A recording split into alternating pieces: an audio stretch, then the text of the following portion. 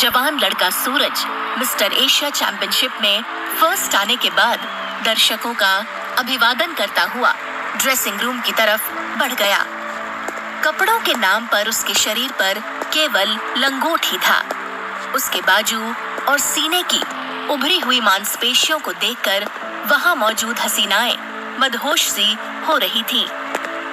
जैसे ही वो dressing room में पहुंचा, एक आवाज जो लड़की की है लेकिन उसने मोटी बना रखी है, हैंड्स अप, हिलना मत वरना जान से जाओगे। एक भारी सी और खरखरी आवाज सूरज को सुनाई दी तो उसने पलट कर देखा। उसके सामने एक नकाबपोश रिवॉल्वर ताने खड़ा था। क्या चाहते हो? यहाँ से बाहर चलो, पता लग जाएगा। चलो, वरना मेरे हाथ में जो रिवॉल्वर तुम देख रहे हो वो कभी भी चल जाएगी। चलता हूँ, लेकिन मैं पहले कपड़े तो पहन लूं। कपड़े पहनने की जरूरत नहीं है, ऐसे ही चलो। चलो।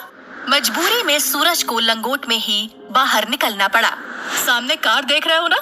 चलकर ड्राइविंग सीट पर बैठ जाओ और कार को वहां ले चलो जहां मैं बताता हूँ। चालाकी दिखाने की कोशिश मत करना। सूरज ने ठीक वैसा ही किया। उसने कार स्टार्ट करके आगे बढ़ा दी। नकाबपोश उसे रास्ता बताने लगा। कुछ दूर आगे निकलने पर, जहाँ तक मुझे याद है मेरा कोई दुश्मन नहीं है। तुम क्या चाहते हो मुझसे, और हो कौन तुम? ज्यादा चटर पटर मत कर, सीधा कार चलाता रहे। वो जो सामने मकान दिखाई दे रहा है ना, ठीक उसी के सामने कार रोक देना। सूरज ने आसपास नजर दौड़ाई तो पाया कि इस इलाके में दूर दूर तक और कोई दूसरा मकान नहीं था।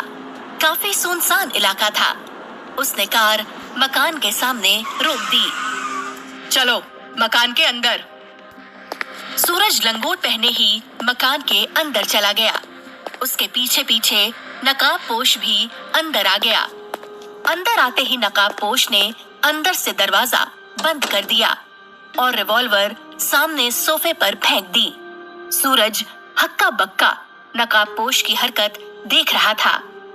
नकाबपोश ने जैसे ही अपना नकाब हटाया, सूरज के तो छक्के ही छूट गए। उसके सामने वो बला की खूबसूरत लड़की खड़ी थी जिसे वो खूब अच्छी तरह से पहचानता था। रीमा, तुम?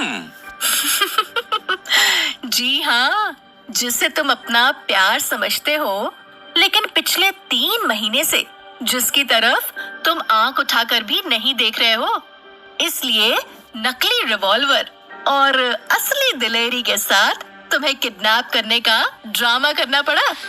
बोल, अब कहाँ जाएगा मेरी जवानी में डुबकी लगाए बिना?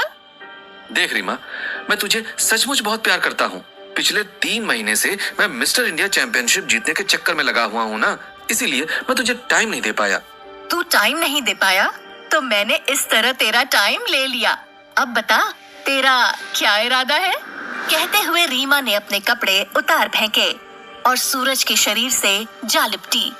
रीमा सेक्सी अंदाज में, बताना अपना इरादा मेरे हीरो।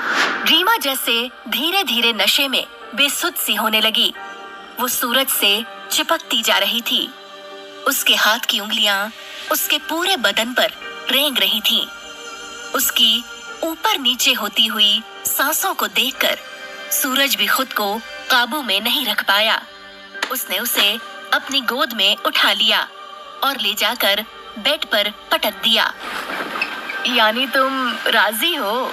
इस तरह अगर कोई खुद बला की खूबसूरत लड़की बंदूक की नोक पर रात रंगीन करवाए तो इससे अच्छी किस्मत और क्या हो सकती है? समझदार हो।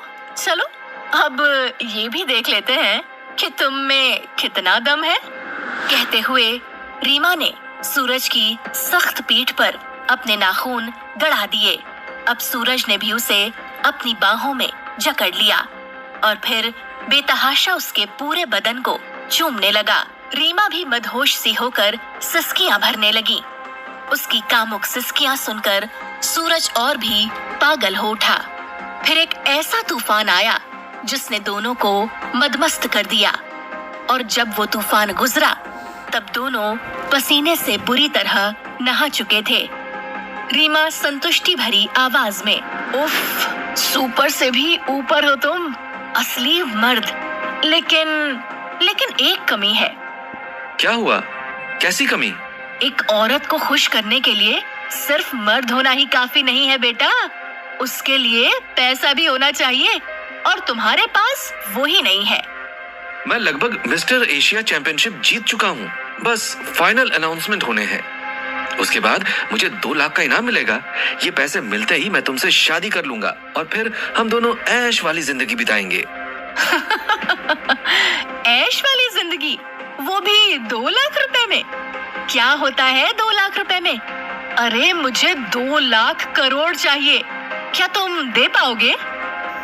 देखो रीमा, दौलत की इतनी भूख अच्छी नहीं, प्यार से बड़ी कोई दौलत नहीं होती। प्यार? माय फुट, मुझे पैसा चाहिए सूरज। प्यार तो मैं जब चाहूंगी मेरी चुटकी बजाते ही हासिल हो जाएगा। ऐसी ही थी रीमा दौलत की दीवानी, पैसे के लिए कुछ भी कर देने के लिए एकदम तैयार। और ये बात उसके दोस्त भी जानते थे। रीमा, तू काफी परेशान दिख रही है, क्या हुआ? कोई बात है क्या?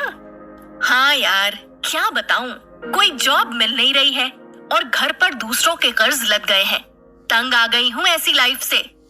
अच्छा, इतनी सी बात, बता कैसी जॉब चाहिए तुझे? कोई भी हो, मुझे बस पैसे से मतलब है, पैसे तगड़े मिलने चाहिए। नॉर्मल जॉब में तगड़े की उम्मीद ना ही करना। अच्छा, क्लब में काम करेगी, बार डांसर बनकर? कहा ना, मुझे पैसे से मतलब है, काम कोई भी हो।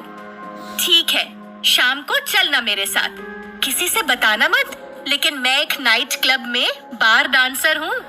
उसी दिन रीमा रोजी के साथ उस क्लब में मौजूद थी, जहाँ का मालिक उसे नीचे से ऊपर तक देखकर बोला था, गजब का जिस्म और हुस्न पाया है तुमने, क्या करना चाहोगी? कुछ भी, जो आप कहेंगे, बस जैसा काम हो वैसा पैसा मिलना चाहिए। वाह, देखने में तो काफी डेयरिंग लग रही हो। मुझे नहीं लगता कि तुम्हें क्लब में डांस वगैरह जैसे छोटे मोटे काम करने चाहिए। काम भी डेयरिंग वाला ही कुछ करो। कैसा? मुझे अपने क्लब के लिए माल की अच्छी खासी सप्लाई चाहिए होती है, जो यहाँ बहुत महंगी मिलती है। नेपाल में वो बहुत सस्ती है। अगर तुम वहाँ से माल ला सको तो। कितना पैसा मिलेगा? एक चक्कर का 2 लाख। तुम मेरे क्लब में बार डांसर भी बन सकती हो, लेकिन महीने का सिर्फ 20,000 दूंगा। Now choice is yours. मुझे 2 लाख चाहिए। वेरी गुड, तो नेपाल टूर के लिए रेडी हो जाओ।